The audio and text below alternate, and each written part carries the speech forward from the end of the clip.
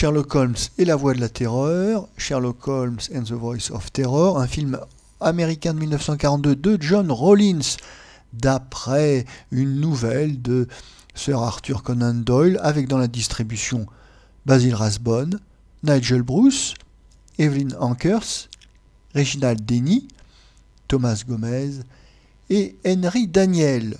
Le sujet.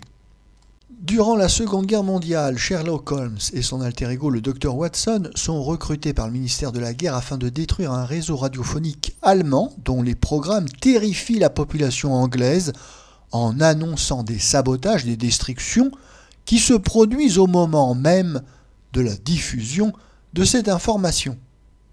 Notre avis. On peut dire qu'à la fin des années 30, le film de détective est à son apogée, à son heure de gloire. Tous les studios veulent avoir dans leur catalogue une série de films de détective. Alors, les meilleurs sont ceux produits par la MGM avec les aventures de The Thin Man, avec l'excellent William Powell. Mais le roi des détectives, bien sûr, ça ne peut être que Sherlock Holmes. Sherlock Holmes qui sera incarné par Basil Rathbone, et dont les studios donc vont se disputer l'exclusivité cinématographique.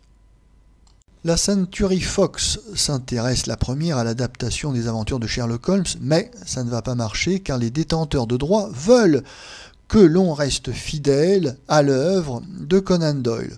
La Warner essaie également de son côté, ça ne marche pas non plus, et finalement ce sera la Universal qui achètera les droits pour adapter 12 épisodes des aventures de Sherlock Holmes.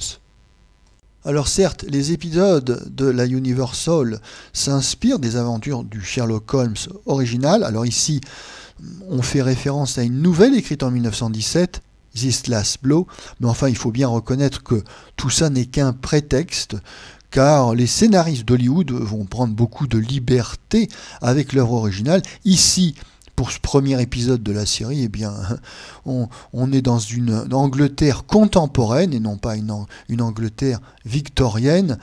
Et puis, en réalité, ce film est moins un film policier qu'un film de pure propagande politique pour soutenir l'effort de guerre britannique. Et il faut bien reconnaître que, par ce fait, le film perd beaucoup de son intérêt en basculant dans un bourrage de crâne aussi naïf que ridicule.